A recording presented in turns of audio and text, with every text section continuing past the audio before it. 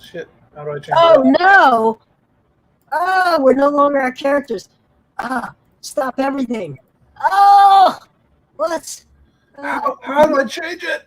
I don't even know. Who knows these things? I'll be right back. Whoa! Edit name. Edit name. Is that a thing? Yes. It is.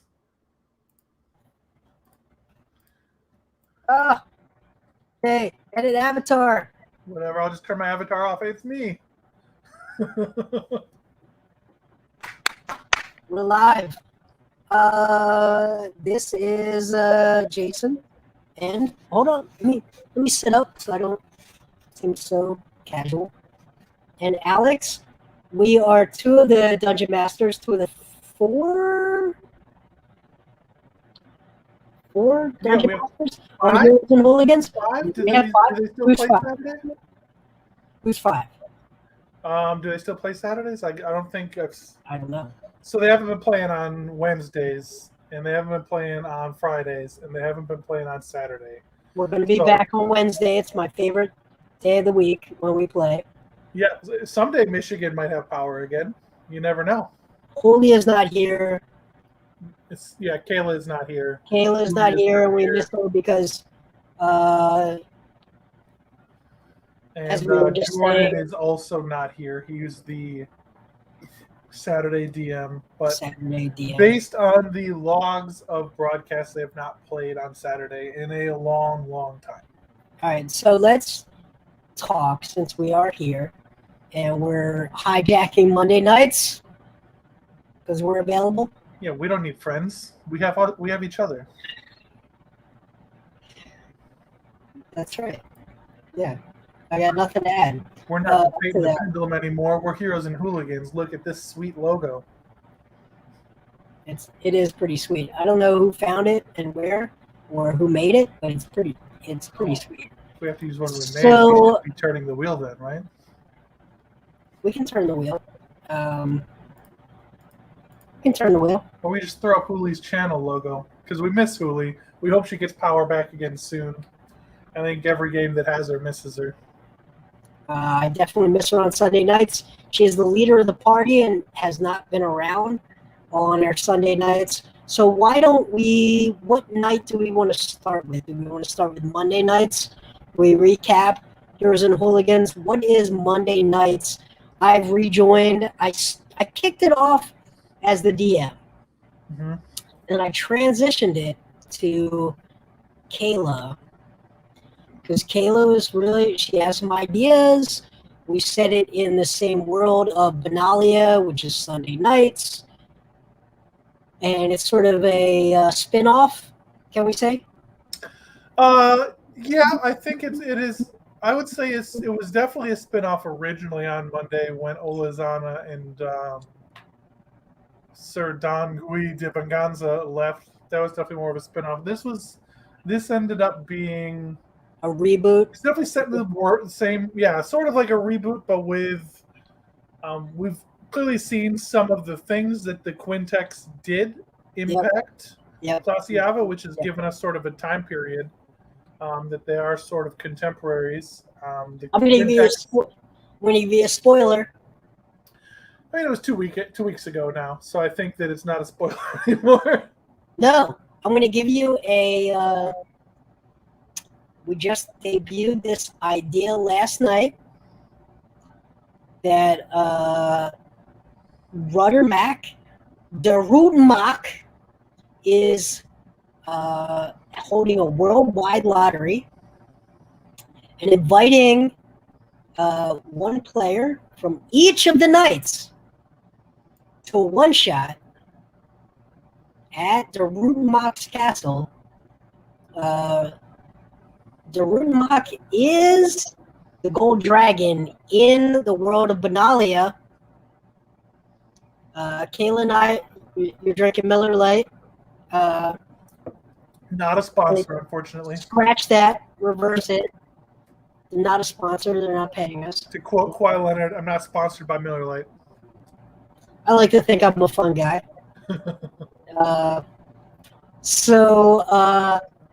One thing we're going to do, and I really have to work out the logistics on this, is we're going to pick one player from each of the Knights campaigns, and we're going to pull one and that character into a one-shot at Rudder Max Castle, and we're going to do a one-shot. It's going to be very cool.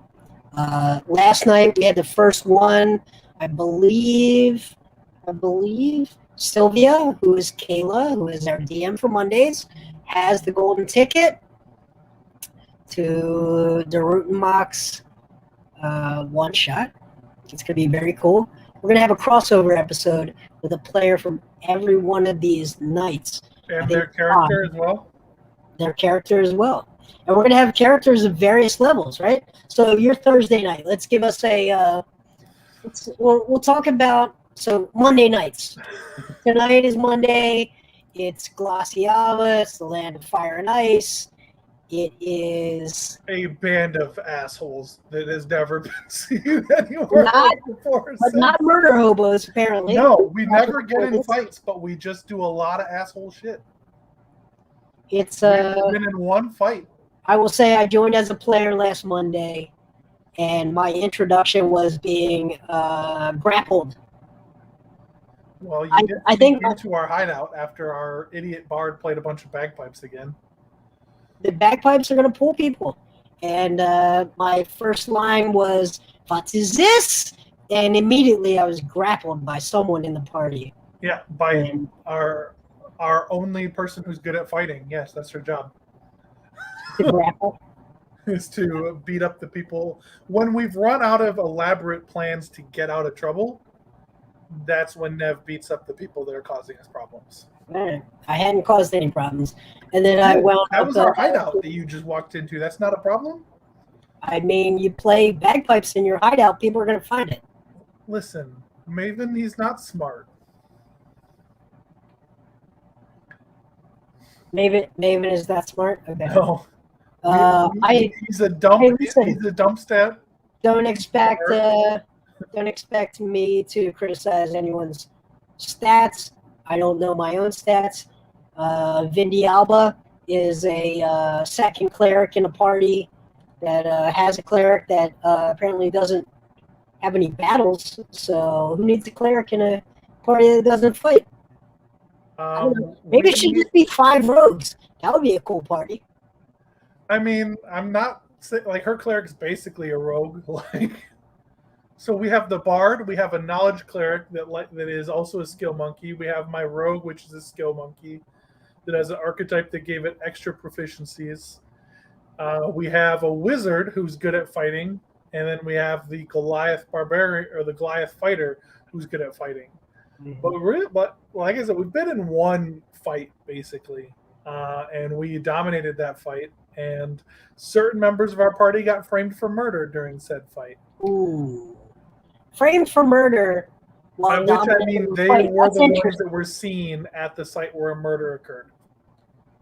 But you dominated a fight and were framed for murder. That's interesting. We obviously are innocent of all the charges and resent the implication that you're saying we're guilty. Interesting from Real World Alex, who is a prosecutor. This is why I love D&D, because whenever I pitch the world of Dungeons and Dragons to anyone who doesn't play it, I say, look, what if you had for 3 hours per week the opportunity to take a very small sliver of your personality that you never got to use, and you got to blow that up into an entire person, and you got to use it and just explore what that version of you would be like. And Alex, sitting here playing the defense attorney for 3 hours, saying, yes, murder occurred. Yes, we dominated the fight. Murder occurred? What murder? I don't know what you're talking about. Did someone die? I had nothing to do with it. Did you see me there? This is 2 hours a week where puts a shoe on the other foot. Yeah, and we're horrible band of assholes, but it's spectacular. and I think Caleb may actually murder us at some point. Because This is Caleb puts a lot of effort into like preparing a plot, and like we straight up ignored her hooks for like 3 weeks. that is a good experience for her. I have been kicked off of numerous, in the old days when you played Dungeons and Dragons around a table and you weren't online. I've been ejected from tables by dungeon masters because I wouldn't follow that linear plot. So good for her. Good experience for Kayla. Linear plot is like we enjoy as a group overcomplicating everything. Yeah. Like, and as I just listened to some podcasts about Jordan Peterson, who rails on about the forces of chaos and the need for order. I'm a chaotic good character at heart. I think it's good experience for Kayla as a new DM to deal with it. It's infuriating, but she and I kick around ideas all the time with things. So I love the Monday nights. Let's move to. It's pure chaos. She jokes that she calls us the chaos crew, but it's a chaos that appears unplanned, where we literally will just be like, okay, so what are we gonna do? Okay.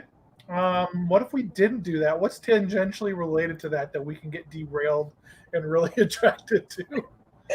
Well, when we started this campaign on the Monday nights, I think I probably before we ever went live on our broadcast, I gave the party some like guidance. I said, lean into everything. We use improv comedy rules. Nothing is no. Everything is yes and also, and you just lean into the bit. And if there's something funny and something interesting, you just lean in that direction. And that's very chaotic. Yeah, there's a lot of that in this group. And so this is where you and I sometimes, and especially in the games that we DM, are very different, right? Yeah. Like, I don't always enjoy that type of game. I do like having like objectives and things we're doing. And Monday has those things. They're just never, ever what Kayla planned. Like, Kayla definitely did not plan for us to try to sneak onto the Harboronian boat in order to steal a holy symbol from the Red Guard to further solidify the disguise that was completely made up on the spot by a bard to some cops to justify who he was. Mm-hmm. Like, literally just like chaos. She thought we would go on a different hook, and we're like, no, actually, this bullshit he came up with, we're going to devote an entire session to trying to solidify that. And despite not only succeeding, not at all have the relevant skills to complete this heist. What level is this party? 3. 3 is such a sweet spot. The main thing, though, is we don't have a jeweler at all. I know you said, we don't have a jeweler. I joined, and you were like, "Are you a jeweler?" I was like, "Am I a jeweler? I heals the boo-boos. What is this jeweler?" You could have been so useful, Jason. We need to make a necklace, and then the disguise is iron tight. Who knew that jewelry, being a jeweler, was the special sauce that I needed? All right, let's move. Do we have anything on Tuesday nights? No. Nope. No stream. I think we have a game, but it's not live streamed, right? Yeah, I think Hooli does play on Tuesday, but they haven't played in even longer than you. Like, looking through their channel, I think it's not dead, but it's dead. Hooli, we love you. We want you back. We miss you. And come back. Like people checking in and been like, "Oh, like I could play. Are you around?" And that's since like the beginning of July. Okay. Well, I check on her. She's okay. She moved across the country. That's its thing. It's a big thing. And right as she was getting reestablished and set up, Michigan gets wiped out by a bunch of storms. Yeah. The thing about Michigan is all the trees are the right height. All right, let's move to Wednesdays, which is my favorite night of the week. Normally we have, it's a Disney themed. I'm the only male. Um, well, maybe not the only male player, but I consider myself the kid brother. I am a kobold. And I am a kobold-sized dragon in that campaign. It is a fantastic. You're the only guy in that campaign. Well, I think there are two male characters. It's questionable about one, but I'm the kid brother for sure. So I play. And that also has not played since the beginning of July. We're gonna get back to it. I believe in that campaign. It is the highlight of my week. It is the most fun I have because I have no responsibility. I am the kobold-sized dragon, and my catchphrases are, "What could possibly go wrong? I don't see what could possibly go wrong." And the second one is, "This is the best day of my life."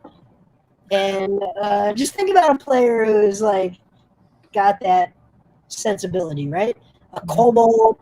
My stats are for shit. My other one is once we get into a battle, I say, come here, I'm not gonna hurt you. Just a little flick of the wrist."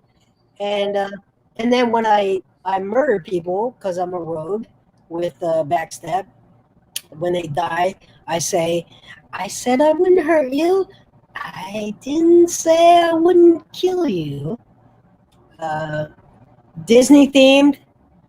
There's all kinds of Easter eggs. That's what I love about Wednesday night. And Hoolie's put a lot of work into the plotting for that one.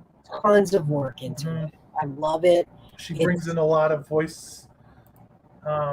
She brings guests in instead absolutely. Because I think she's not super into doing voices herself, but she knows a lot of people who are willing to give it a try. Like we have, a lot of guest stars, and she's the only one that uses them for anything. And she's got 1, 2, 3, 4, 5, 6 people lined up for that.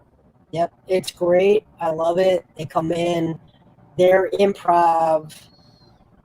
No matter what you say about Dungeons and Dragons, it's an improv sport. It's just roll with it. This is not a video game. That's the hardest thing to explain to people. It's not a video game. You can't win it. I made a joke last night about winning D&D. I was like, "You've won. You have another Miller Lite." Shut up, Jason. No one asked you. By the way, Alex and I, we did pretty well at the trivia contest in New York City. Yeah, so Jason and I have known each other since 2016, 2015. Okay. One of those two. All right. And, Hoolie and I have known each other then since 2018-ish, late 2018. And then Jason and Hoolie met last year. But, yeah, so Wednesday is probably the most, streamer-ish D&D campaign that we have, I would say. And that makes sense because that's where Hoolie's background is in.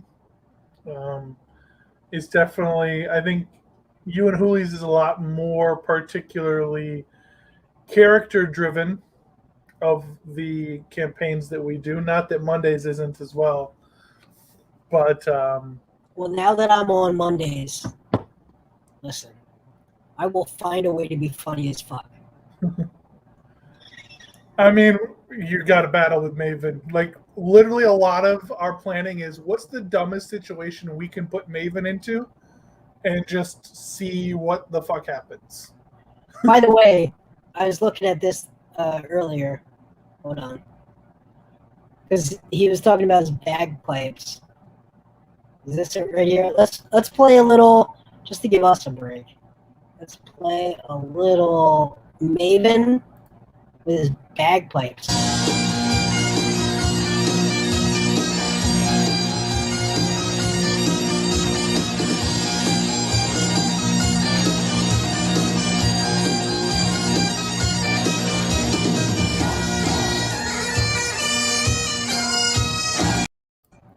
Who the fuck plays Thunderstruck by AC/DC on the bagpipes? Maven, that too. Yeah, and so So immediately we want to turn that around. We want to put it in the video, and just for anyone who wants like the inside baseball idea, I personally use the videos as a way to catch my breath, and like we're rolling through these campaigns. When you're sitting around, the thing I think with streaming D&D versus tabletop D&D, let's say 10 years ago, you're playing around a table with your friends. You play for 6-8 hours, right? You're hanging out, you're eating chips, you're drinking. What are you drinking, Alex, 10 years ago? 10 years ago, also Miller Lite. I was 23. I mean, I was probably 10 years ago. Yeah, probably like, I don't know, Guinness stouts or Look something. who's fancy, drinking Guinness Stout. Well, I am. What a fancy broad you are, Jason. I am a fancy fucker. But you got the classic sort of like Doritos and Doritos and Mountain Dew. Mountain Classic Dew, D&D experience. sort of classic D&D triad, right? Mm-hmm. And then COVID hit, and I think a real shift has happened in D&D where we all learned to come together and use Zoom and use Discord and use StreamYard, which we use, right? Mm-hmm. And we stream these different platforms, but we were able to come together and bring instead of just our buddies in our local friend group, we're actually able to bring together truly like-minded people from all over the country or all over the world. I think it's really been a positive shift. Mm-hmm. But the big change is you don't spend 8 hours anymore, right? You don't sit around for 8 hours drinking Mountain Dews and eating Doritos. So for me, the big thing was, how do I get in and get out in 90 minutes? So the Thursday group is sort of talking about whether a longer session sometime may be something we want to do. Okay. But again, that sort of transitions to what Thursday is. And Thursday is a very sort of old-fashioned Dungeons and Dragons game, especially compared to the others. Yep. It's straight up, it's a dungeon. They're dealing with the ramifications. They really don't want to get the attention of this dragon that's flying around who they stole from. They're hoping that nobody catches them. Not that there aren't great characters in there. You played in that for a little bit. You were Pharaoh Glimmervane. Loved it. There's great characters in there. I actually hated Pharaoh. Yeah. I immediately wanted out in week 2 of that class. We should talk about, like, the character is different than the class, right? Mm-hmm. Didn't love the class, but go ahead. And so, I mean, that's certainly part of the attitude, right? But like, so Thursday's very old-fashioned. There's this giant dungeon that they're completely ignoring in exchange for getting attracted to every single thing they see on the surface ever. But it is, and somehow there's no good characters in the party left. Xenon she's played like she's good, but she's technically neutral. But everyone else at this point, Bobo is my favorite. Yeah, and so Bobo, again, chaotic neutral, definitely sold a kid into slavery last No, he's definitely not neutral. He's definitely not neutral. It's basically an evil party, which nothing else happens like that on Heroes and Hooligans. But you can only do that in a pure dungeon crawl. They're doing good things for bad reasons, but it's honestly, it's a blast. I think it's a great game. I think everybody that's involved in it now is having a lot of fun. We had some hiccups. The people who had originally started it sort of before the stream, I think probably would have fit better in some of the other sillier campaigns. Okay. Like they weren't like, because the characters on Thursdays where we play Repentant are going to die, and if you do something particularly dumb, you're going to kill the entire party. Yeah. Right. And so, like a couple weeks ago, there was a session where the party voted to not take a short rest, and that not taking a short rest cost the wizard a level 3 spell, cost the warlock all of their spell slots, and didn't allow them to use their hit dice to recover hit points, and literally came down to like probably a 33% chance to not have everyone in the party die.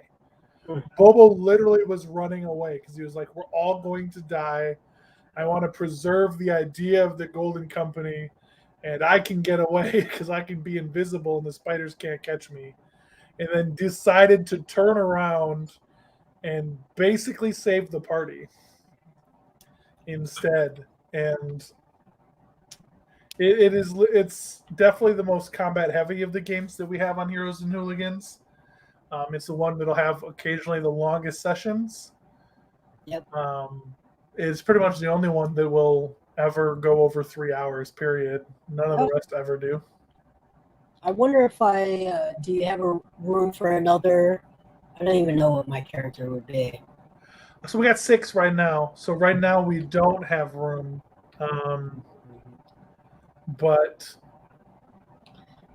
so let me ask you this. Like there's like we had a great character who just wasn't feeling it. Like he wasn't feeling like the old style experience-based progression and just like the grind that entails. But this is a 600-page book that's paced for you to get all of it.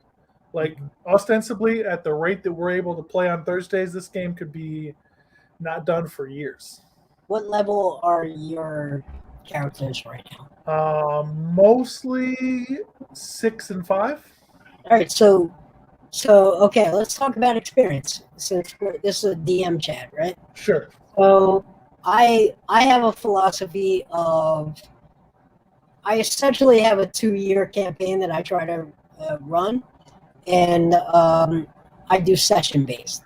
I don't do experience based. I just find it to be well, it's math, which is the whole game is math, really. It's both improv and math, right? That's the whole game. But the way I run mine is essentially once you get to 4th level, it's every 4 sessions. Mm-hmm. So it's session based. You are doing experience based. Yep, and so I don't always do that. A lot of it depends on the specific campaign. And like I've definitely run milestone campaigns where like I mean I've run published Wizards Adventures, right, where always like the end of the chapter you're going to level up. You're going to go somewhere between like 1st to 12th level depending on how many chapters there are. You know, sometimes you start at 3 and then might go to 14. But they're published milestone chapters. You come up with a plot, you figure out what the milestones in that plot are, and you move through that, right? I've never done the way you do it, which is like counted this many times. This is when you level up, because I don't. What I think the Thursday group especially really does know is they know what their characters can and cannot handle, right? Like they know when they are at the limit where if they keep pushing, they're going to die, they're going to fail. And I think that's one of the things that experience point system really does, in that it's slower. You really can understand what your character is. It is not who they are not. And, Repentant is billed as a meat grinder, but I do think we're getting like a lot of really great role play out of using the experience point system. Everybody that's given some background stuff to use, it's all been used. Like nobody has nothing used. Right. And it's definitely slower and a more patient and a longer game. And there's no doubt about that. I mean, I greatly enjoyed playing your campaign too. You get to level up, you get to do cooler things more often. Your plot points are sort of shorter because you can't really level up in the middle of it. It's more of least this is my feeling, it's more of like a snippets event-based thing, right? Like all of our travel was sort of like sped through. Like we didn't have to travel from Broadwalk to Harboron. We just, all right, we're in Broadwalk, now we're in Harboron because you would have fought a bear, maybe. Yeah, we would have, dealt with some bandits, whatever happened between there and Harboron. Yep. Yeah, it's definitely a fast travel type. And in fact, there's an accelerated aspect that you can unlock even faster travel portions. On Sunday, for example, the party went extra planar. So I don't know if you saw last night, but probably not. But they left the prime material plane, the PMP, and they went to the astral plane. And that, to me, allows them to experience, and I entirely agree with your assessment, right? I'm not going to call it a critique. I think I told everyone from day one, you've been in the campaign from day one, really, Alex? Yeah, I was the only one. And then I was kicked out because of Charles. Had to go with it. Do you know that I asked Holy about a month ago, is there a way for us to get Alex back into Sunday nights? No, I didn't know that. Nobody talked to me about it at all. You can come back to Sunday nights if you want to. The Star Child can be reborn? Not the Star Child. Although I'm a message Rob and be like, I'm gonna need you to cast some true resurrection, homie. You don't need my body. Rob gave a whole thing last night about the Star Child because we had a whole philosophical. I used one of the things with Argent, the Silver Dragon, is I used a George Carlin bit to talk about the divine plan of the Star God, right? That's the Star Child was invented essentially by Rob and his character. It was literally his conceit because he's played some of these character arcs before. How am I not going to have a vote? It's just my vote is whatever Olazana wants. Hold on. Let me read the divine plan. Okay, so I hit him with this last night, right? So Argent is sitting there. They're at dinner. It's the lap of luxury, and Argent is the Silver Dragon, most luxurious place they've ever been to, and Argent says to Handuk, the cleric of the Star God, he says, remembers that? It says divine plan. A long time ago, the Star God made a divine plan, and it was outstanding, and he decided it was a good plan. He put it into practice, and for zillions and zillions of years, the divine plan doing just fine. Now you come along and you pray for something. Now suppose the thing you want isn't in the Star God's divine plan, but you want him to change this plan just for you? That seems a little arrogant to do the divine plan. No? What's the use of this divine plan if every rundown schmuck with a 2 gold piece prayer book can come along and fuck up your plan? Now here's something that another problem that you might have, Suppress. Suppose your prayers aren't answered. What you say? It's God's will, the Star God's will be done, but it's God's will. He's gonna do what he wants to anyway. Why is the Star the bother with the praying in the first place? Seems like a big wasting of time to me. Couldn't you just skip the praying part and go right to the will? It's all very confusing. And that was the response to Handu talking about the Star Child, which was your character, Olazana. Right.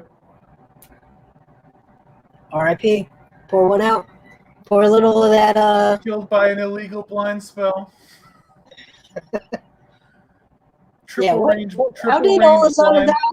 That was such a shit show, by the way. 100 feet away, getting blinded. Blind has a 30-foot range. Yeah. Don't worry about it, guys. Everybody's spread out. They're like, let's split up. I was like, ooh, I don't know. Yeah. The zombie apocalypse. I was going to survive that. It was fine. I literally couldn't be touched by the zombies. Didn't like 3 terrible things happen that night? Yeah, the terrible things were that Giles abandoned our plan. Yep. You cast an illegal blind spell on me. And I couldn't remember the dragons' names. That's right. You couldn't remember their names. They were going to swoop you up and save you. If you only had remembered their names. That's right. But, it is what it is. We killed Jessica. So, the takeaways for the players. Remember the names. Always ask a name. Right? Jason loves to make you remember your characters' names. I don't even know all the dudes' names in my games.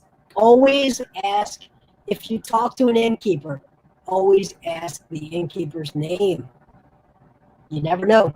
And here's my philosophy is I will flesh out, how do you write so you have a 600-page but like even when I design a campaign, like that's not dissimilar to the way I design the campaign.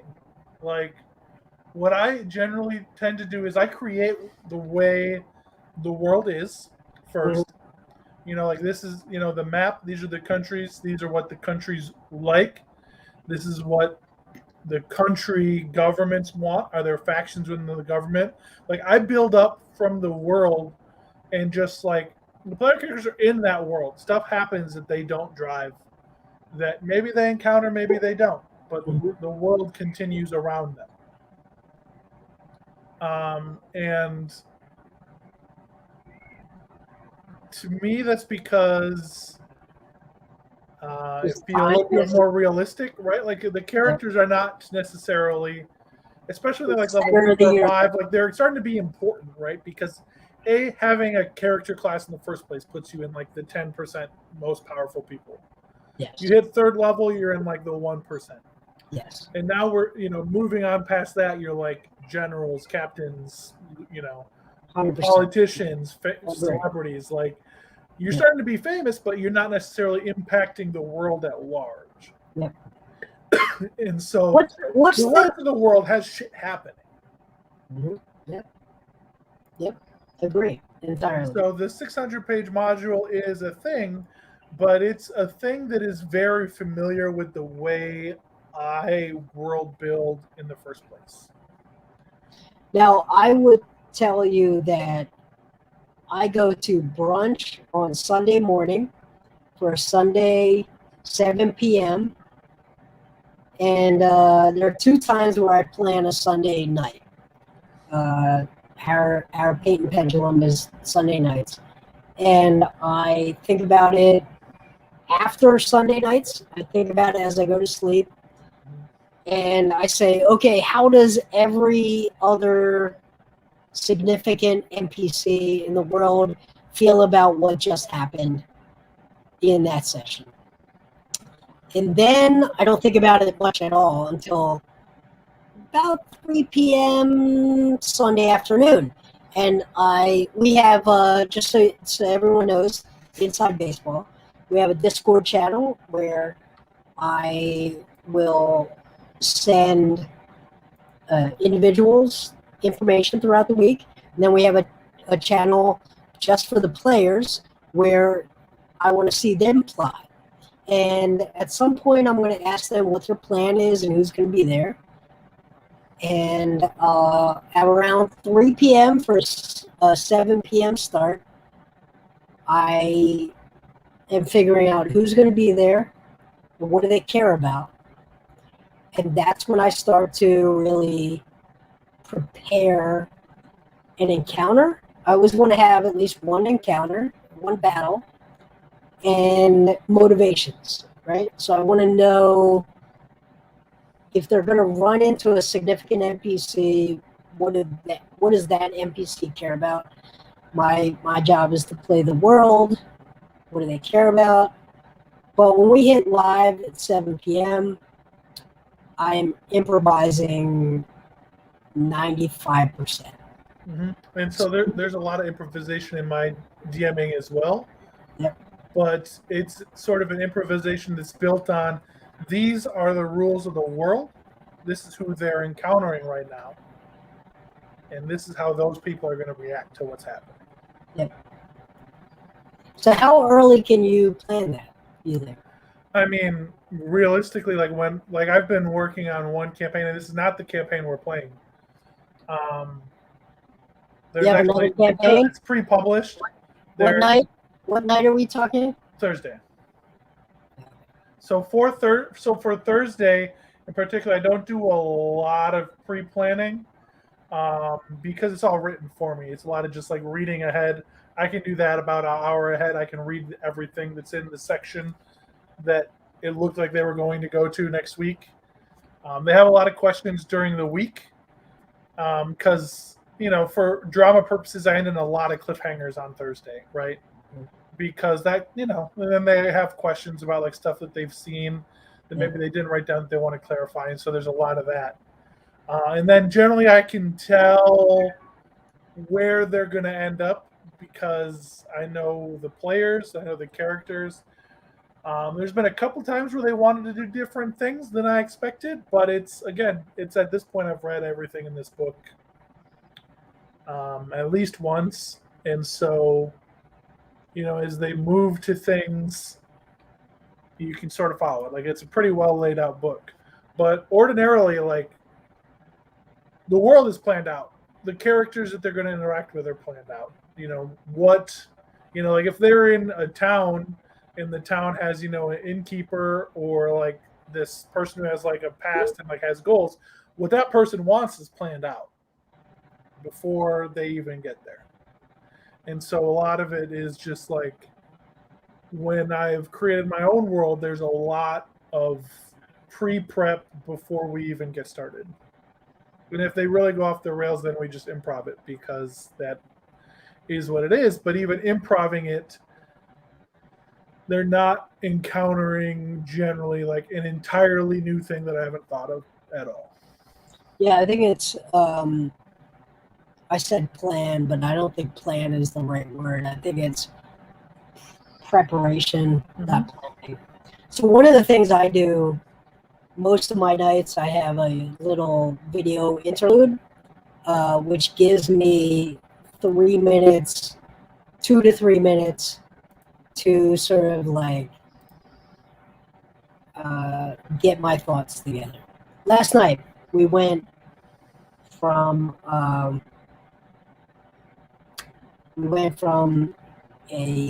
very fancy dinner with a silver dragon to an encounter with a blue dragon where they were being attacked, into taking a leap of faith. And one of the ways I reset myself to establish that change of planes was creating a video.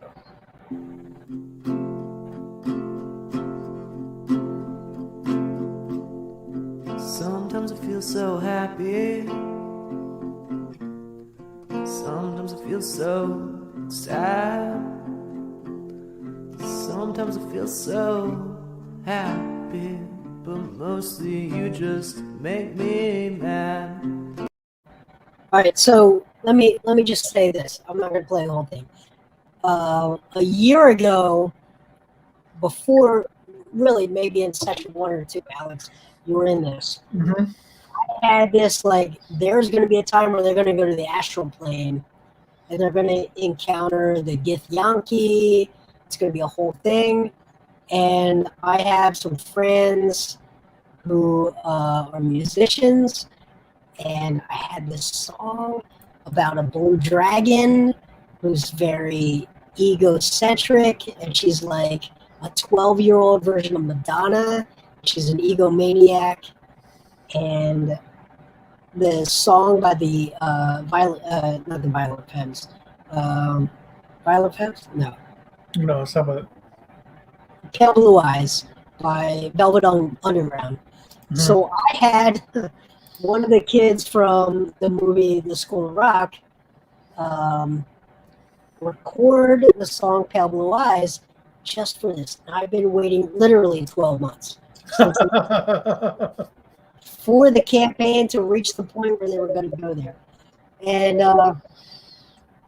I used this leap of faith to jump off of this thing, which would you jump into a portal 1,000 feet down into a fjord to go to the astral plane.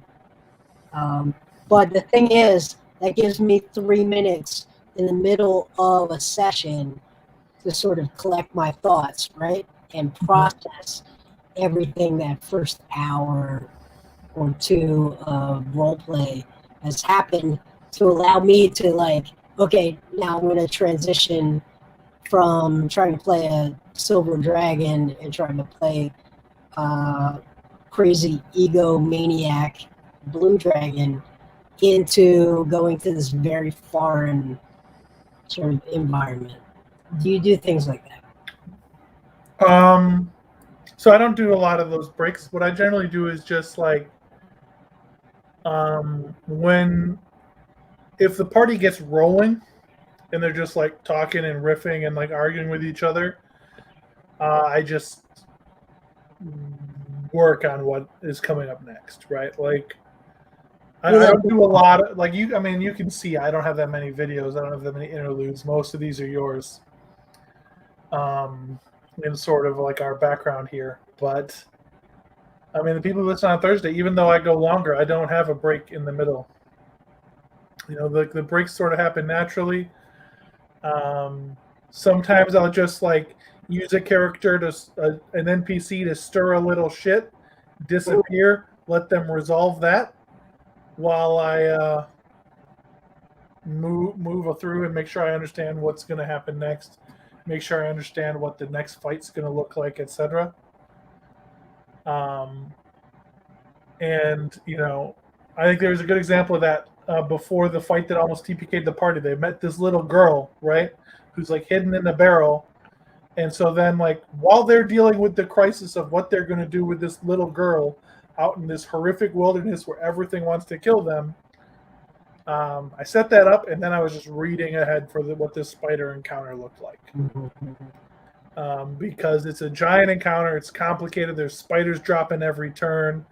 There's, you know, pre sort of programmed. If the party does this thing, this is what happens, and it changes up the mechanics in this cool new way.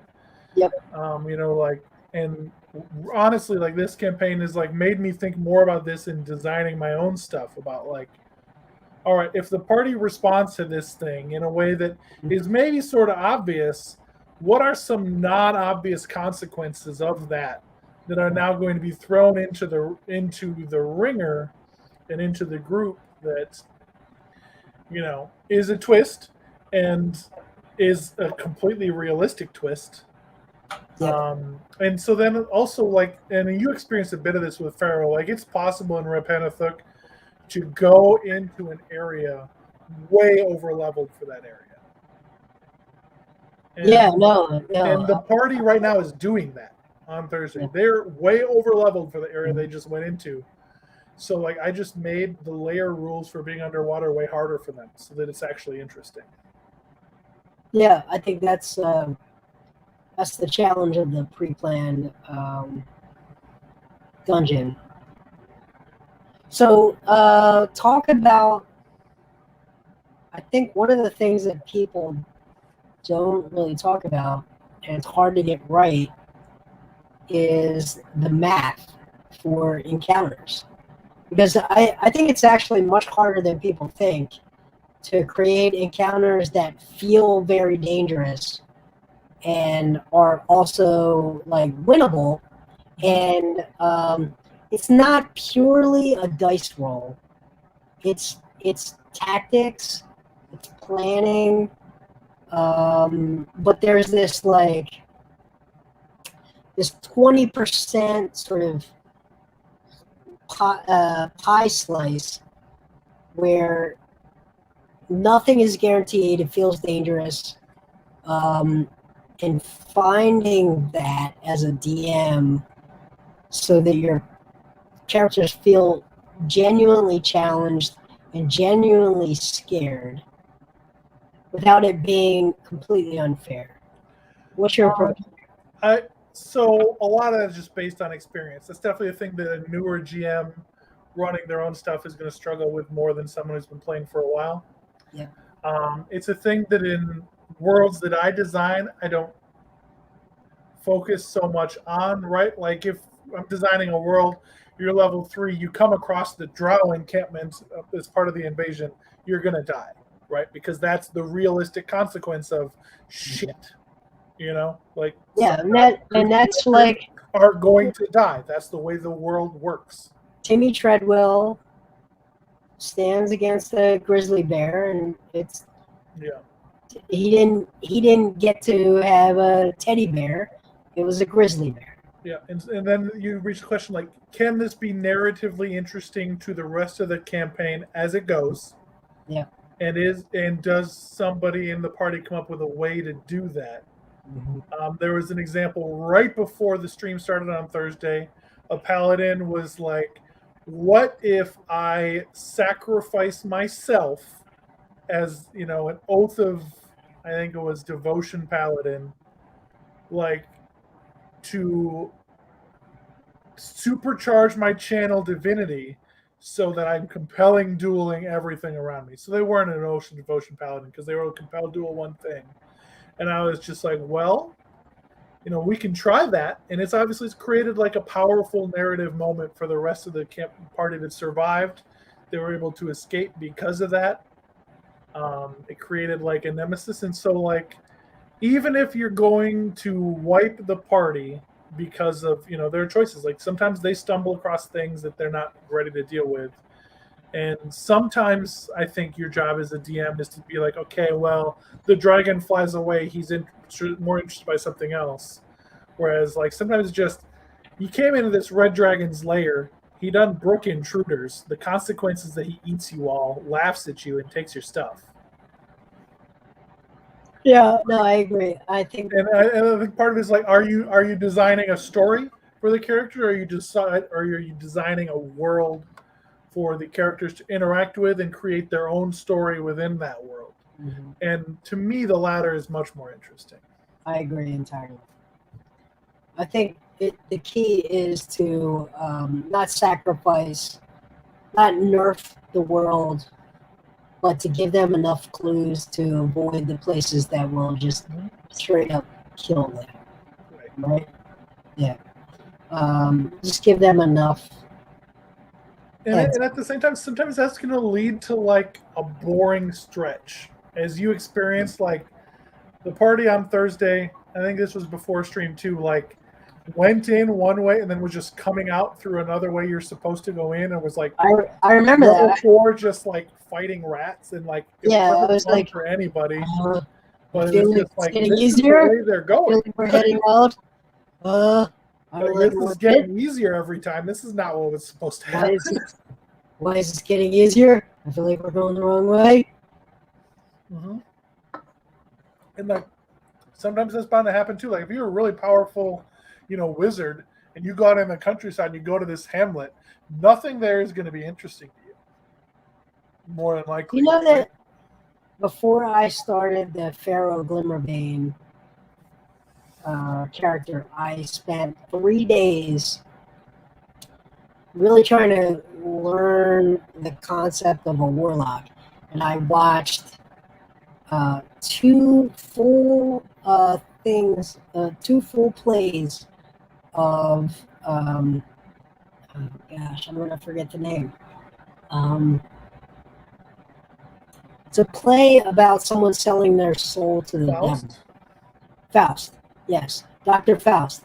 Mm-hmm. And I was going to mix Dr. Faust and John Lennon. And for 3 days, I watched 2 different full versions of the Dr. Faust play.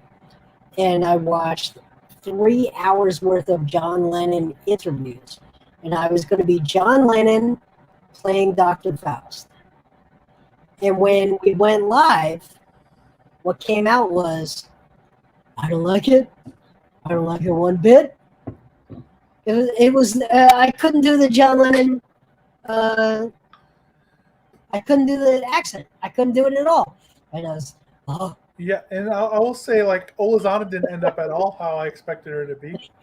You know, Karnath, I think Karnath was always who I expected him to be, right? Was just like this Hexblade warlock asshole who hated his axe. It was also the source of all his powers. He hated it. He was always trying to leave it behind, but when push came to shove, he had to use it. And I think we have a really great warlock now on Thursdays. He's doubled down on the warlock aspect using his background. But I think warlock, and I see what you've told me many times sort of off stream, and that it's not an interesting class mechanically to you. But I think if you definitely play up the obligations of the warlock to his patron as a role-playing aspect and incorporate that into what you're required to do, I think it could be fantastic. It's as good as any cleric or paladin or any other class that is beholden to some sort of organization or to some person, and like their goals have to also coincide with that organization's goals. I think it's fantastic, and you have a great opportunity to do stuff. But if you're just like min-maxing and you're picking warlock because Eldritch Blast is the best spell, you're gonna have a bad time. Yeah, it felt like playing chaotic neutral, where it's like do whatever you want because you had everything at your fingertips. So I you didn't have to make difficult choices. Yeah, I do think it is important to sort of, I don't want to say limit yourself, because that's not really what you're doing. You are actually paying the price for the power that you're Paying using. the price. I like that. Every single time you have to make a decision, how much of those decisions can be your own and still continue to receive the power that you're channeling through you. Mm-hmm. And I think that Aramis is doing a great job of that. And again, this is the thing where like he's reached out to me and we've worked out what his patrons' goals are, what his background factions' goals are. You know, like all of that is fleshed out, and part of that is like when you engage with your DM and the world, and like you're like, what can we do here?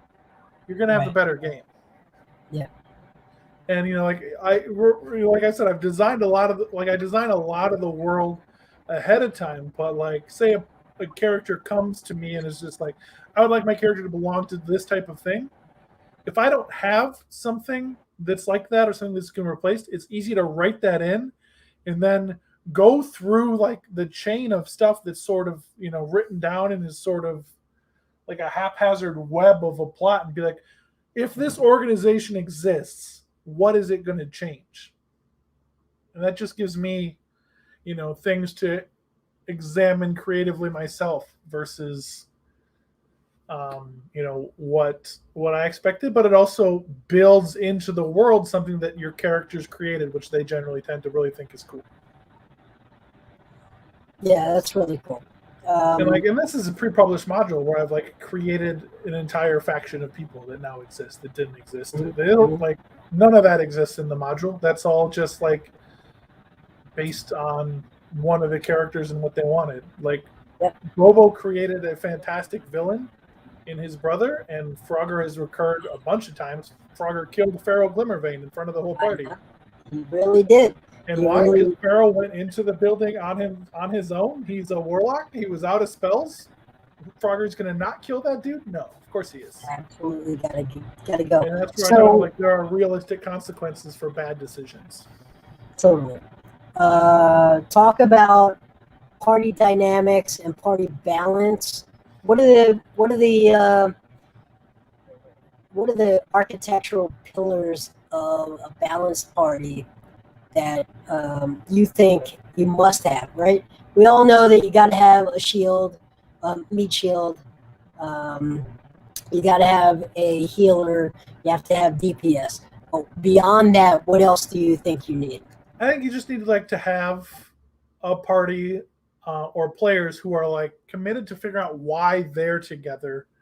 I don't even think that you necessarily need like every role, right? Like every campaign doesn't need a cleric, doesn't need the battlefield control of a druid, doesn't even necessarily need a rogue. It's just like, what are we going to try to do as a group, and do we have everything we need to do that? Like if you're in an epic like war story campaign, you don't necessarily need a rogue, right? But you do probably need like a wizard who's going to be able to put out a bunch of damage.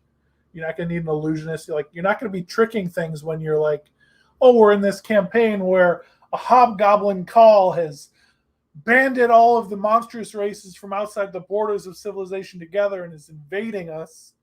Okay, so that's what's happening. What do you need as a party to make that interesting to thwart? There's not that much interesting that necessarily like a charm wizard is going to bring to that group.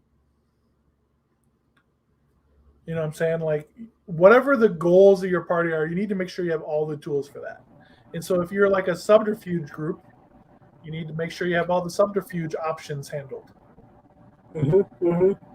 If you're going to be, if you're going to be a dungeon diving group, you need to make sure you have a rogue, somebody that can find traps, somebody that can heal you, somebody that can identify magic items, and that's a thing that the Thursday group does not have.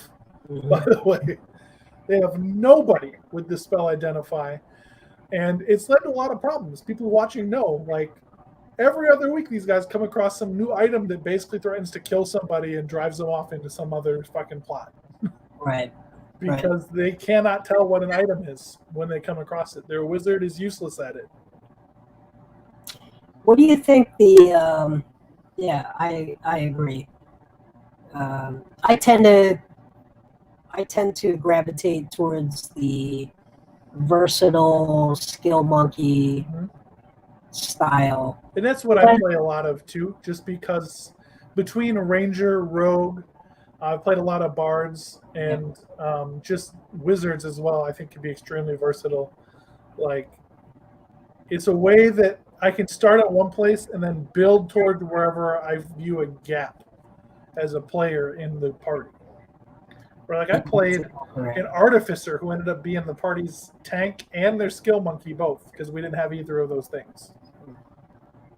Yeah, I think it's important to fill those gaps. I think you've got certain people that walk in to a game and they have a thing they want to do and they execute it super well, and those become the bones of the party, and then you flesh that party out with these versatile characters. So I tend to prefer that. Yeah, I don't think any one group necessarily needs everything, but that's sort of what session 0 is. Like, I think that both sides sort of need to talk to each other about what the game is and what it isn't, mm-hmm. And what sort of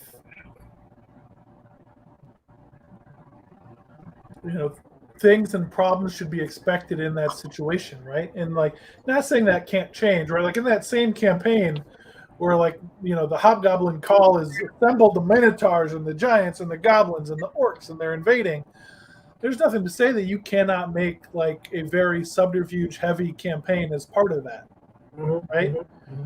But you can't necessarily be like, all right, well, these two people want to do that. These two people want to just like fight those goblins. They're knights. They're rangers, they're hunters, they're heroes.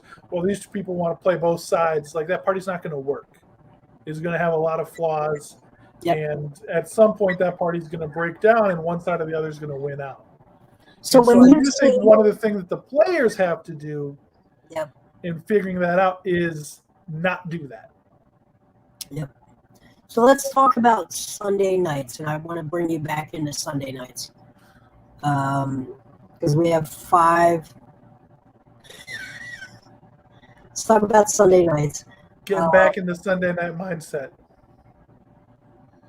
Sunday night is all about speed over accuracy. It's all about role playing. And I have there's a reason I do the progression levels the way that I do it.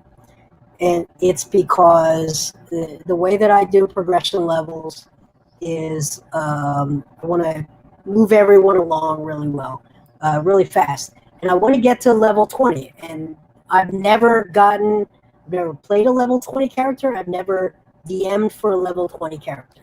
And I want to get there. And it's really hard. It's really hard. The monster manual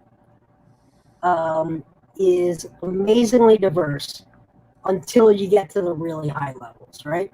And it's creating a storyline that makes sense while creating challenges for the really high level players. So, the way that I do things is after level 3, from level 4 beyond, every 4 sessions, the party is going to level up. And session 1 of those 4 is I'm going to throw some shit at the party, and I'm going to see what they can do, what their new level has given them. Sessions 2 and 3 tend to be very role play heavy, and we're sort of advancing the storyline. We're sort of zooming out on the macro story.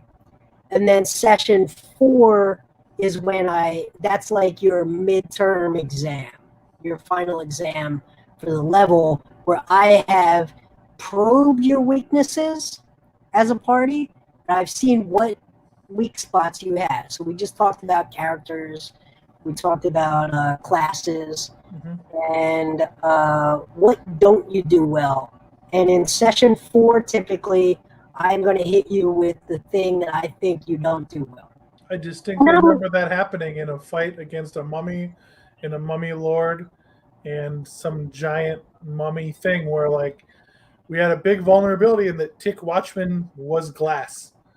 And Tick Watchman took a big hit, and then we were like, Yep. Yep. And that's how, for me, that's the whole, like, replacing the experience points is I'm going to hit you where you're weakest. And when you level up, you close that weakness, right? You close that hole. Because really, that's what progression to me is about. So I use sessions instead of experience points. Yep. And I think that works. I think it builds up for great moments. I think you're really good at designing an encounter. If you're going to do one encounter at a time, it should feel like you're almost dead. Yep. And that's the balance. I don't push you through the war of attrition. The one thing you do that sort of like makes that work is you don't follow the actions rule. They just do all their actions every turn. Those monsters you design. Yep. And like sometimes it's just like, fuck, the monster can't really do that, Jason. And I know that.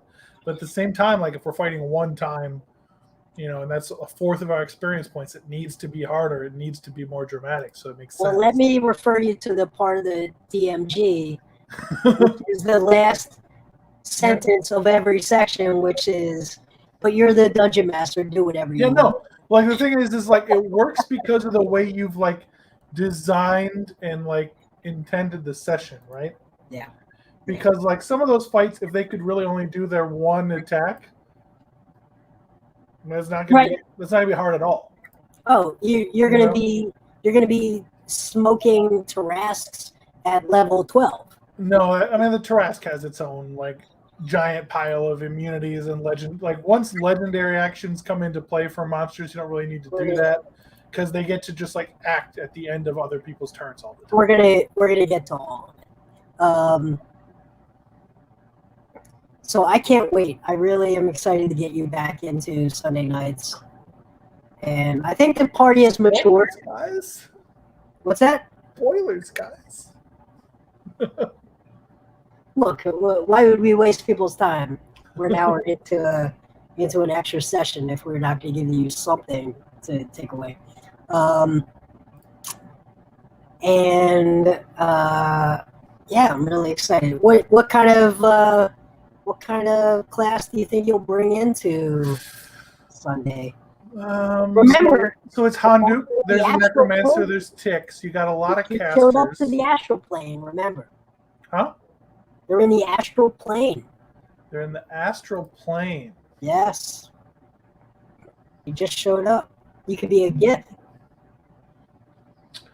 I have some ideas. From what I remember of that party, is you have 4 casters, right? You have Sylvia, who's got some bard, Tick, So Sylvia's a Necromancer, rogue Handuk. slash bard, but you have a necromancer and Mr. Scully. You have Handuk, the very power of the star god cleric. You have a ranger, right? What? You replaced Olazana with a lesser range? Rin will not be ignored. Rin got into a fight with frost giants, and they ignored her because she was physically the smallest. She wound up killing 3 frost giants. I will have you know. I have an idea that I think will work with that group. Okay, and then we have like a some sort of combo monk thing. One of the things I'll confess this. As a DM, in my world, because it moves so fast, everyone knows I say refer to me as Mr. World because I play the world, I play the NPCs. I don't care about your characters because the world doesn't care about us. I don't want to know your backstory. Fit your backstory into your roleplay. I don't care. I don't know. If it's interesting, the audience will know. So literally, I know very little about some of the characters. But there's like a monk slash something else. So there's some DPS. There's some healing. What sounds like to me is you guys need an Echo Knight. I don't know what that is. It's a fighter who can make an echo of themselves that they can teleport in between spots and do a bunch of cool, creative shit. That seems pretty cool. But at the end of the day, what it is a fighter, which the group seems shy on. It is. It is. Although Rin is way tougher than we think. So much tougher of a ranger than Olazana was. Where Olazana was just like, I'm 100 feet away. I don't need to worry if I'm tough or not. There is no meat shield, so fighter would be good. This isn't necessarily a meat shield fighter, but it's definitely like a melee combat, tricky. Doesn't need a lot of support on its own fighter. All right, so what class have you not played? Because I've tried. I've been playing Dungeons and Dragons since 1999. My first character was a druid. I've played everything, I think. I'm looking at the list here. I mean, this Blood Hunter class that sort of exists, I never have played that. I mean, of the basics. Of the bases, I've played all of those. So not necessarily in 5th edition. I haven't played a sorcerer in 5th edition, but I wouldn't throw a 5th caster into your group, Jason. Yeah, I love playing wizards, but again, 5th caster I wouldn't throw in. Yeah. Pharaoh, again, was me just trying to learn what a warlock was, so I decided to play it as a player character. That was my first time. At heart, I'm a cleric and a bard. Like, those are my classes. Like, and a rogue. I love playing a rogue. Yuri on Wednesday nights is just my favorite. So this is that Echo Knight. Echo Knight. It seems very astroplaney. It seems like a good place to have a character come in. Can he be a Gith? Yeah, sure. Yeah, let's do it. All right. What's his name? Gith Echo Knight. We'll make it work. Their name. What's their name going to be? Let's do it live. So I gotta go to Gith because they're sort of goofy named, if I recall. Hold on. So let me give you my world version.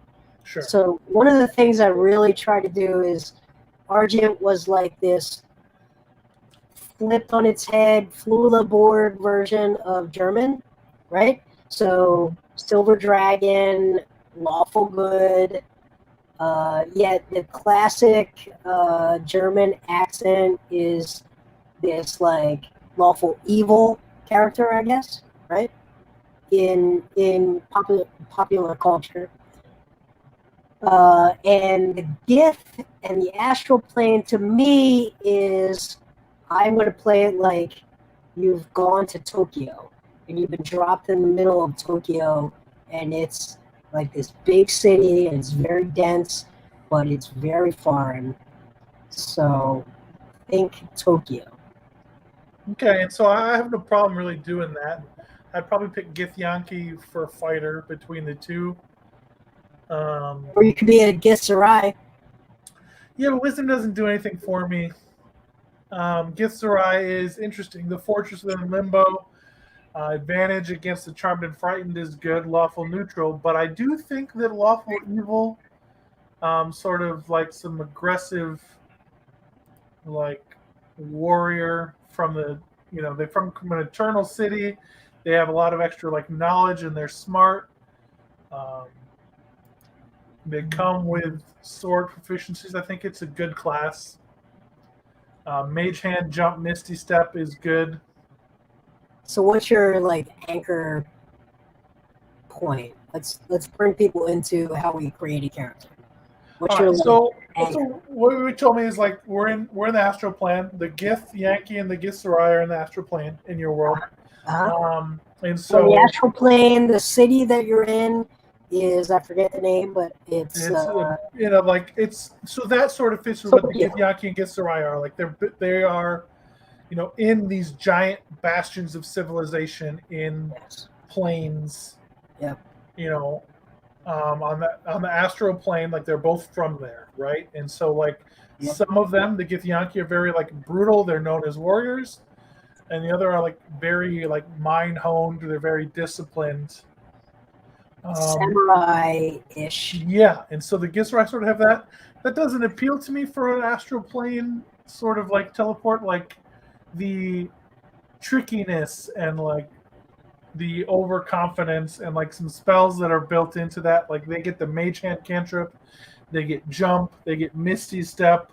Like all those I think makes for a very interesting, option in terms of sort of aggression, right? Like they still get the intelligence increase. They're still smart, but at the end of the day, these are warriors who have like learned to be warriors to protect their plane from everything else on the plane. And so that's what appeals to me about Githyanki, especially from, knowing what I do about the Sunday group. Like they have a lot of thinkers already, right? They probably don't need so much thinking as they need like a person who's going to be on their front line, tricking, moving around, but is still, because of their intelligence, still able to do that, but less at the forefront of that. Yeah, I think one of the things inside baseball, I create encounters where I think, okay, this monster, for example, those frost giants, the physically largest person I'm going to attack. Or undead are always, you can predict it. It's like the easiest thing. It's not a secret. Undead are always going to attack the cleric. Like you got to figure out. Everybody knows that about you. It's not there's no secret here. They're going after the cleric. Or, some monsters are going to be like, oh, who does the most damage? Go kill that person, the DPS person, right? So for me, I walk into a battle playing the monsters, and I'm saying, what do they see as the biggest threat? And that actually makes, because I think the fighter class is actually really it's diverse. It's definitely a class I don't play often. It's tough, but it can be fantastically fun. Yeah, it is. You have to draw the ire of the monsters to you, and that's why I love Sentinel. If we're going to talk about fighters, like the Sentinel skill forces the monsters that might want to attack the cleric to, take a penalty if they don't. Things like that.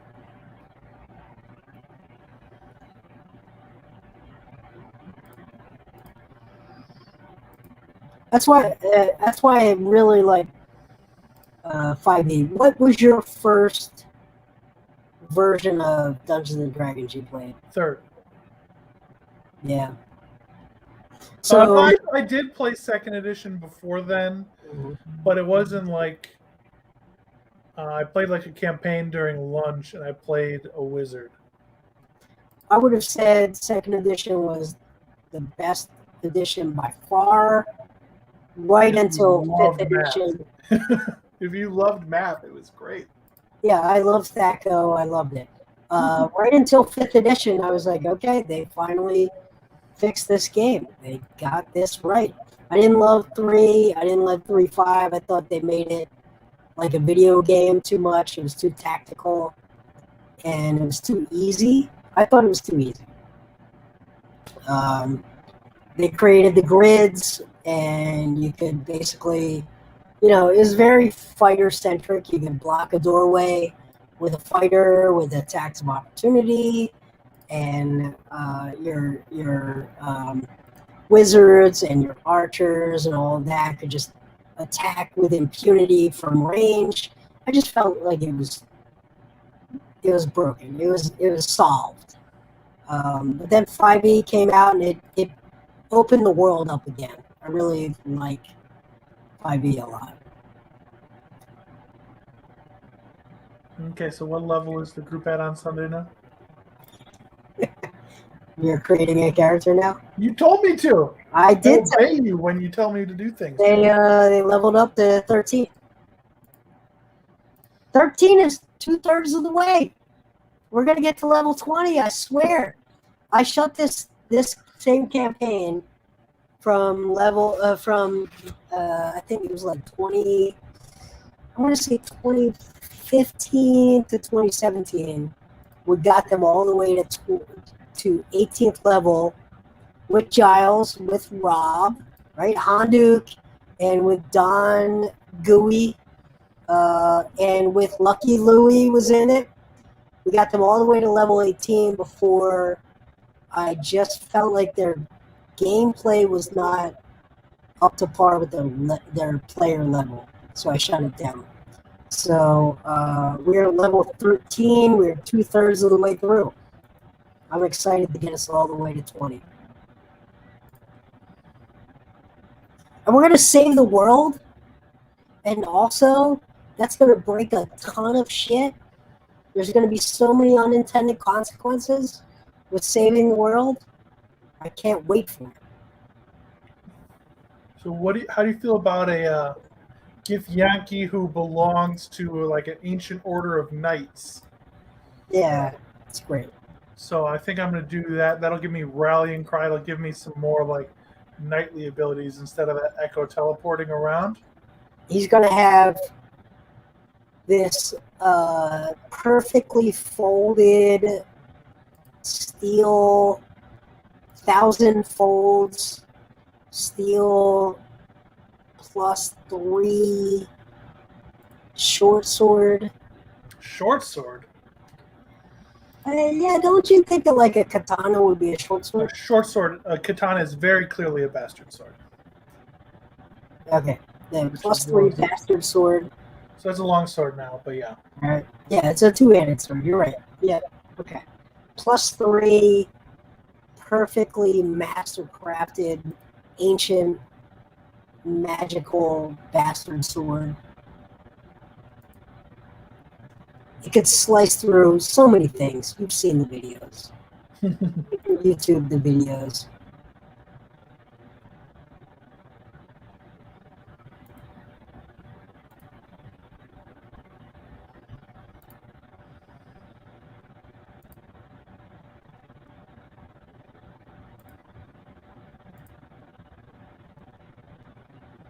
All right, what have we missed? So Sunday night, we put a lot of production value. We pack production value. We pack role play into 90 minutes, 2 hours tops, into Sunday nights. It's the macro, save the world, build a time machine. They've just gone to an extra plane. There's going to be many planes. I'll just, spoiler alert, they're going to go to a ton of planes to get all the things. They're going to build a time machine. And when they do build a time machine, does that solve the problem, or does it create a bunch of other problems? That's the big question. Alex, if you had a time machine right now, what year would you go back to? I have to go back? Yep. Oh, you got to go forward? You go forward. That's an optimistic view. That you just trust the world to get better, and you just go forward. Because you trust it not to be a charred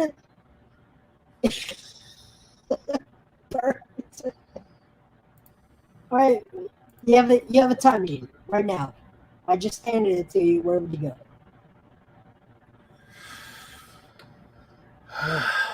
It's hard to say. Fortunately, a lot of my knowledge is really this world's right now specific. No, I'm saying especially professionally. So, like, 2021. I want to say probably somewhere, honestly, like the 1700s in America. In America? Yeah. What part of America in 1700s? Definitely the colonies. Okay, so you'd want to like hang out with Ben Franklin?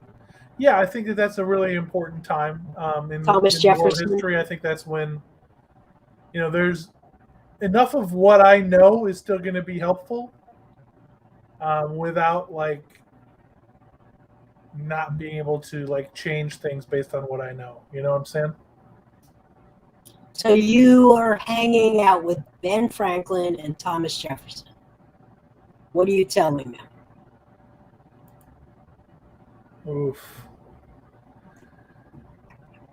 I mean, it's tough to say what you could tell. I've just listened. I've just done the biographies of both. So, what are we telling them?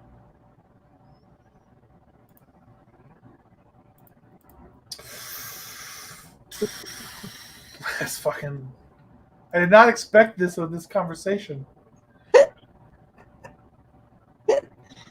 This is improv right now. I mean, I definitely think that I need to go speak to James Madison and really clear up some of the language in that Bill of Rights that causes me so much consternation on the regular. Are we talking about the well-regulated? That would be part of it, but there's a lot of language that James Madison uses. Yeah. He uses too many commas that makes shit confusing. Now, Brian Baker loves the Oxford comma. But, like that's just sort of, I think that there are just definitely some people who, I don't think Ben Franklin is necessarily someone I'm going to hang out with. I was taking from Pennsylvania. That's your guys' boy. But, go ahead, talk all your shit on Ben Franklin. I mean, I don't need to learn that much about how to get syphilis and bang French girls. No, it's not hard. You don't need to learn it. You go to France and you do it. Yeah. It's not a skill that needs to be learned. Man was 70. Give him a break. I'm not saying he's not a great man. I'm just saying, like, maybe there are more important people to get to know. Like, maybe go, hey, George Washington. Listen, John Adams. When I'm 70, on my 70th birthday, at my birthday party, I want a crack pipe, and anybody with syphilis is welcome to all the not a problem. I'm 70. What else am I doing with my life? Think about it. I want a crack pipe. I want to try everything that I haven't tried. You're 70. What are you holding on for? I've never understood why 70 and 80-year-olds drive so carefully. I'm going to be reckless as shit when I'm 80. You're already reckless as shit. But just think about it. You're living on extra time. Go wild. Get All right. crazy. So jumping back on topic now, we have an opportunity to do some world building, right? Because I'm making a GIF. He's a knight. His background is a knight. That means he's part of a knightly order. Yeah. I got some retainers that'll be going with me because obviously I'm not leaving them behind. All right, you want henchmen? I got No, I get them. That's my background features. I have the level service 13. You got them. 3 retainers loyal to my family. What are their names? I come up with that still. Yep. But most importantly, we have this, incredible opportunity to work with your DM to come up with an appropriate title and determine how much authority that title carries. Okay. Noble title doesn't stand on its own. It's connected to an entire family and whatever title you hold. Okay. So this is sort of what we were talking about. One of the things that I think is great about world building in D&D is, a player gets to work with their DM to carve out something that the DM didn't necessarily plan. Yep. So I'm a knight. I'm level 13, so I'm probably a pretty powerful knight. I have wonderful retainers. Would you be a Ronin, or would you be something even higher than a Ronin?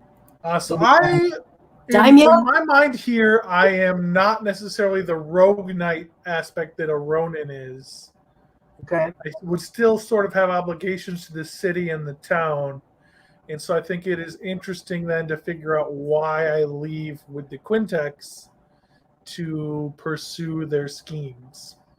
All right, here you go. Here are your few options. You have the Gokinen. That's the vassal of a feudal lord. Right? You might be a little higher than that. Then you have the Goshi, who is you're not quite the full samurai rank. And then you have the Hatamoto, is the highest rank. But I don't think level 13 you're like in the middle section. I love Gokinen just the way it sounds. You're the vassal of a feudal lord. What do you think? What do you feel about daimyo, who were the vassals of a shogun? Yeah. I love it. Daimyo is great because that allows you to become a shogun. Yeah. So what if I am daimyo Moritor? Yeah. And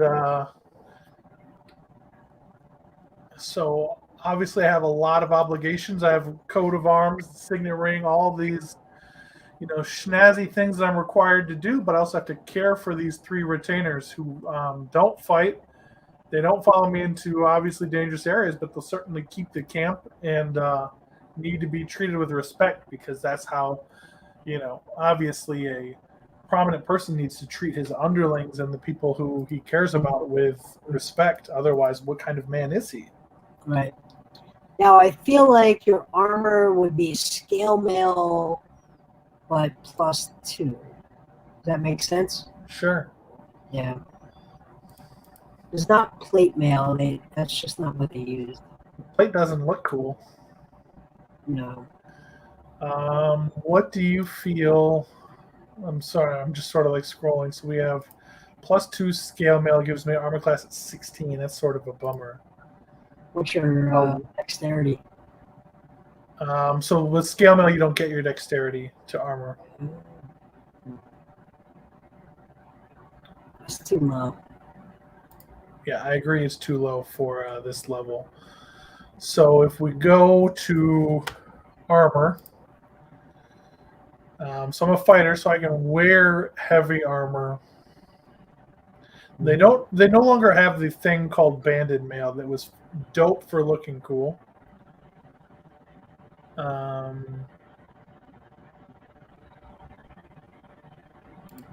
The main thing there is plate, but it doesn't necessarily need to be like knight plate, right? It's just interlocking metal plates covering your body. Okay. And it can look however we need it to look. All right. So how do you feel about like a special type of plate armor? There's a lot of options. We're in the astral plane. Yeah. What would make your armor class like 20?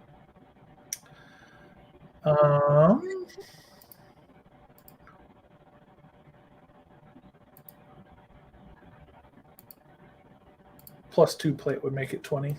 Okay, let's do that. But plate armor of etherealness would fit with the astral plane. Gives me an armor class of 18, but I can cast etherealness for 10 minutes. No. No. All right, and then we use the ancient art of the long sword. We've covered that.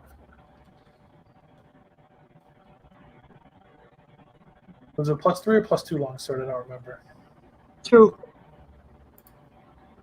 Bastard sword. Yeah, well, versatile weapon is the bastard sword now. It's just long sword. They got rid of the bastard sword. You got a different thing now.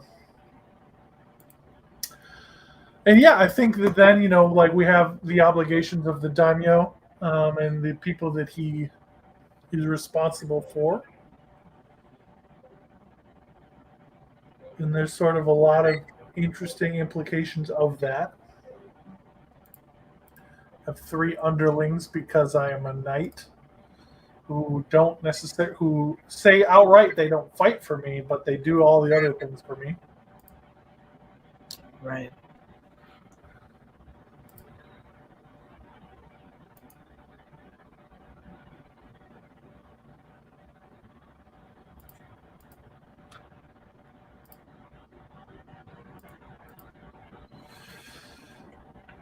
Yeah, I think Daimyo Moritor could be quite the interesting option for a fighter. Echo Knight didn't show up, which is sort of annoying. Martial archetype. All right, last topic. Huh? Last topic. You're going to work on your character. We're going to add you to Sundays. Comedy. How important is it? It depends on the group. I mean, there are people like Monday. We have a great time. We set up all those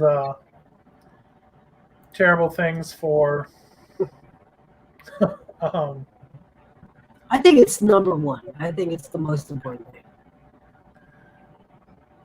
I don't. I think that there's other opportunities to have a lot of fun, but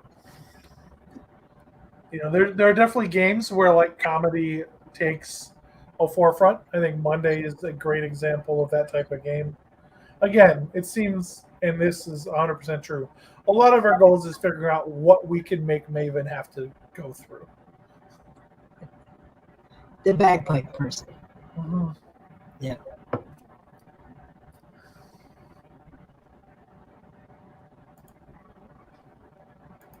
Yeah, I think fun is fun. I think you gotta have comedy. You just gotta have it. Our whole job is to entertain each other for those couple of hours.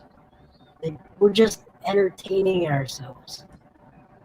It's not ourselves. It's we're trying to make each other have fun, get into the theater of the mind, and think a little bit differently than we normally would, and make each other laugh and make each other think. To me, that's the whole game.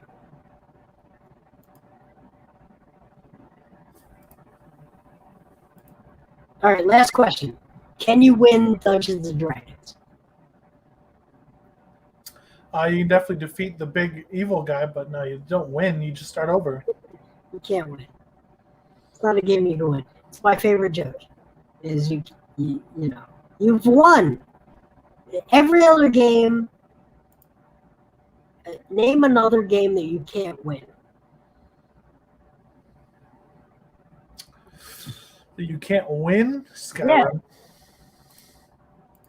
Skyrim, I think you can finish all the quests. Skyrim's pretty great, but this is a game where I don't know. It's like winning is sort of the joke. It's like an inside joke that you can't actually win this game. In almost any other game, you can win. This one, you can't actually win. You can win a battle. You can't actually win the game.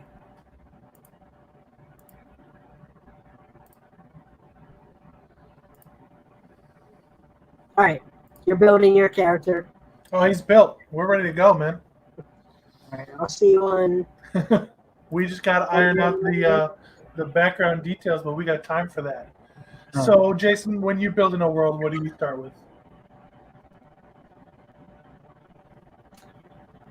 It's a good question. So I have a note. I wrote notes for the Onion, the world. I start with. Let me start here.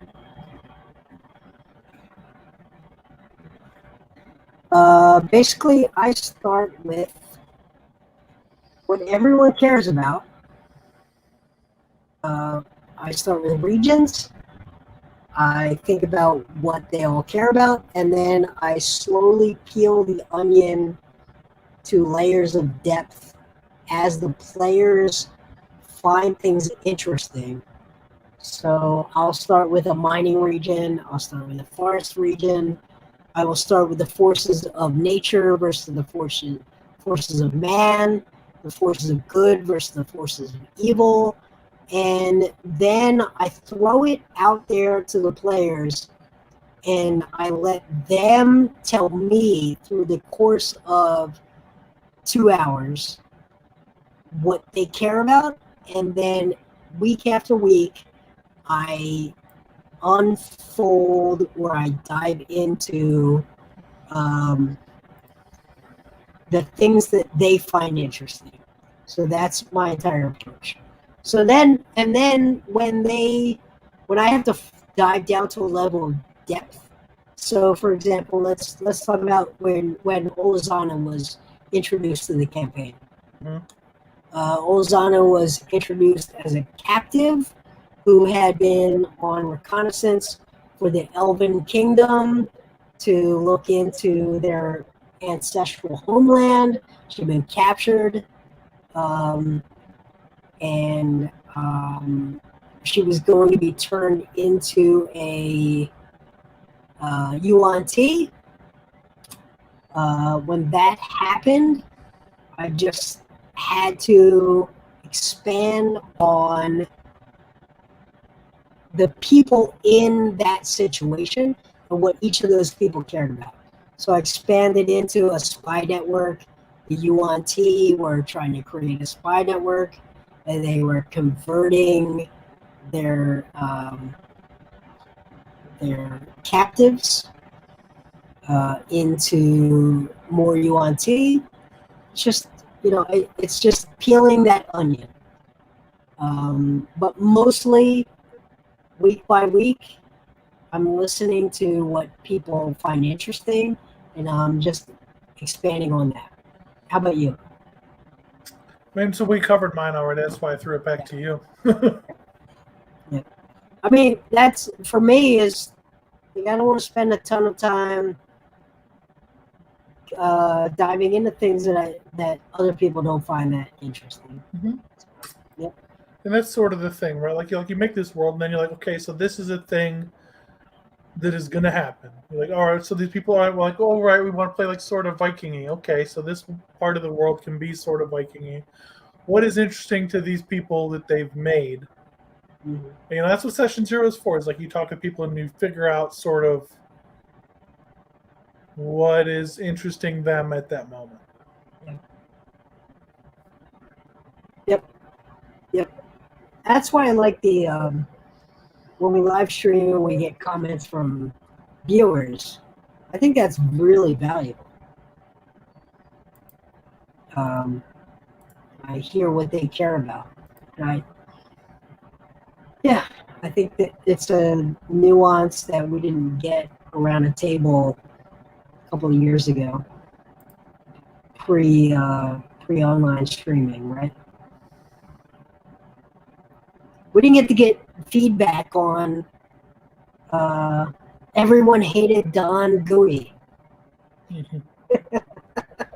Everyone hated, where everyone hated Maengard, who's not actually a bad character. He's just a very self-absorbed, good character. He's the worst. The worst. He's just Olazana was right about him. he's good alignment, and yet he's the worst. The worst. And yet people like Venka Do they? more than they like Maengard. Yeah, they definitely do. Yes, they definitely do. And Venka has done objectively much worse things than he has. She murdered his wife and babe to whisk him away to let his dreams come true. She's definitely problematic, and people like her more than him. I find that fascinating. That's a fascinating thing, that people like her more than him. Don't you think? I didn't know that people liked her more than him. Yeah, me too. She's very compelling. She's very interesting and very problematic, and yeah, very broken and very Gen X, and she's very damaged and very yeah, she feels things, whereas he is, sort of the rock star with no problems. Everyone does everything for him, so he has no reason to not do anything nice. Yeah. Which I think is legit. Like, he's not compelling. Yeah. All right, what have we missed?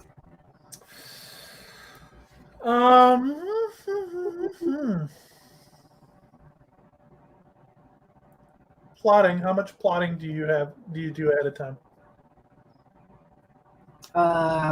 It's like I do.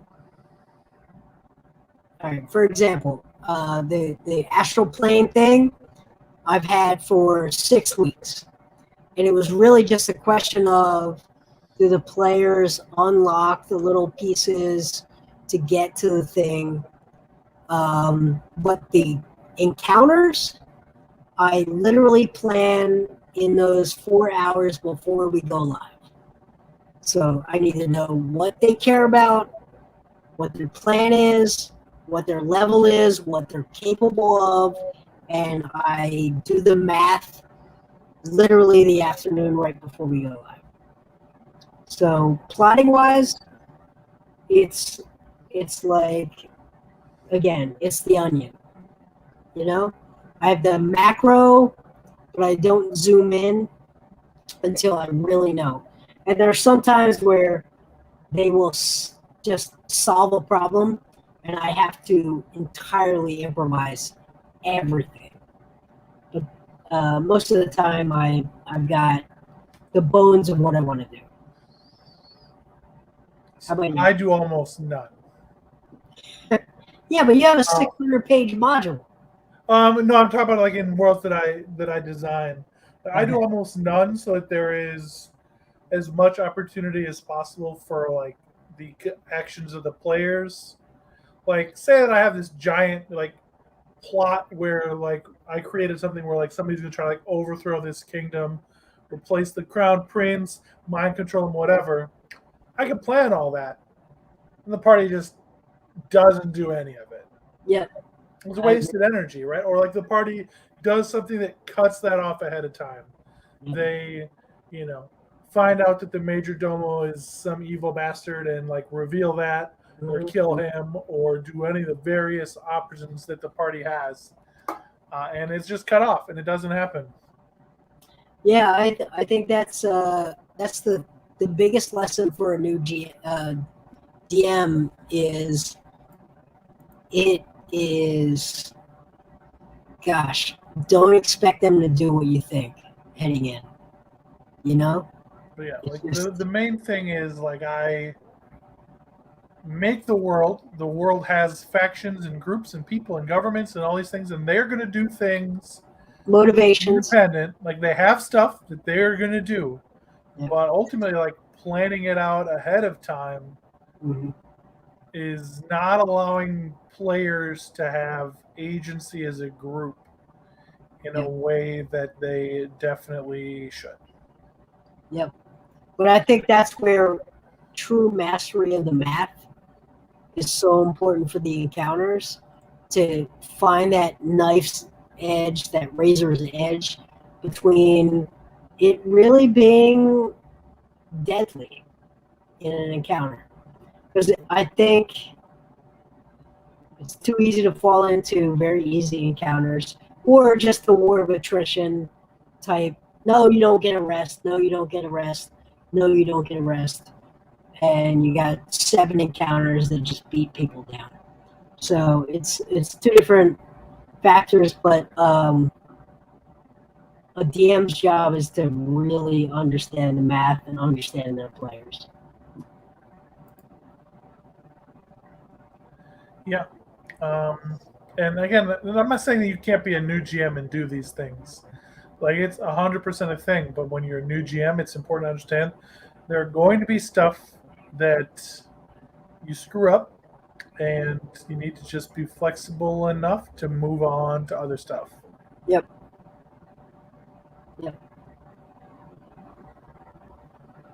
All right, we've almost gone 2 hours.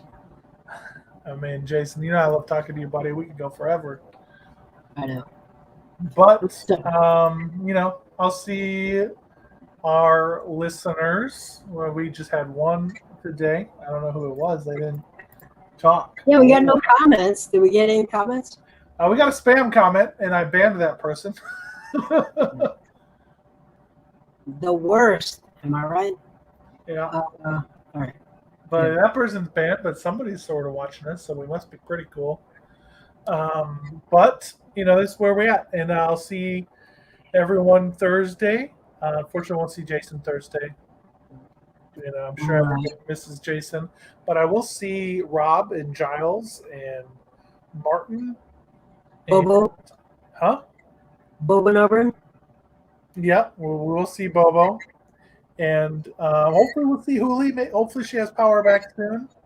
It'll be interesting to see how Xenon reacts to the fact that the party started an orphanage that is very clearly run by devils. Terrible at hiding it. So basically a Catholic orphanage. Right.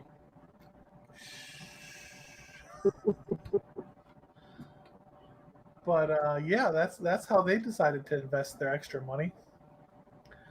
Also, the instance of where Bobo was trying to sell a child into slavery. So basically a Catholic orphanage. Yeah, it's a band of just terrible people attempting to clear out a temple of ancient evil. Can we give Rob a shout out for being both Bobo and Handuk? Yeah, I mean, I think it really showcases His Rob as range. a player, that he can play 2 people who are so phenomenally different. Yeah. And a great DM, by the way. We should get him to take over a night as a DM.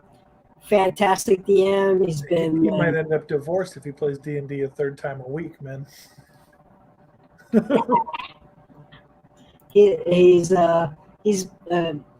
I've played more games as a player under Rob as a DM than really anyone for decades. So that's my DM. Guy's fantastic. So I've learned a lot of how to be a player by seeing how versatile he is as a player. And I'm always trying to stretch things. But Bobo and Handuk being the same player, shout out to someone to really just stretch themselves and dive into different perspectives, let's say. Love it. Yeah, it was it was great talking to you. I hope people watch this and feel like they get something. But if not, it's still wonderful to talk to you, Jason. Yeah, you too. All right, buddy. Next Take time care. you're in the same city as I am, we will go to another arcade or We got breweries. We got the we got barcade. breweries, we got barcades, and We got bar trivia where we finished third. That was good. Yeah, we'll always find a way. I remember sprinting up to give our answers to trivia in Manhattan. So, yep, we'll figure it out. With the impeccably defined arms of Chris Palm. Wait, did he have well-defined arms? No, that's a joke, bro. My nemesis from the day I arrived in RBSL. Anyway, good night, everyone. The 2080s are going to be a fierce battle between Jason and Palm. All right, everyone, good night. We will see you hopefully Wednesday. It's not looking like Wednesday, bud. You Okay. the channel at all? And Thursday, I won't be there, but Alice will guide you all through the dungeon crawl. And thanks for hanging out. If you made it 2 hours with us, I don't know what's wrong with you, but thank you. They just love watching me just like drink beer, I guess. I drank wine. We can't all be classy wine broads like you, Jason. We could. We could all be. We just don't all choose to be. All right, good night. Yep.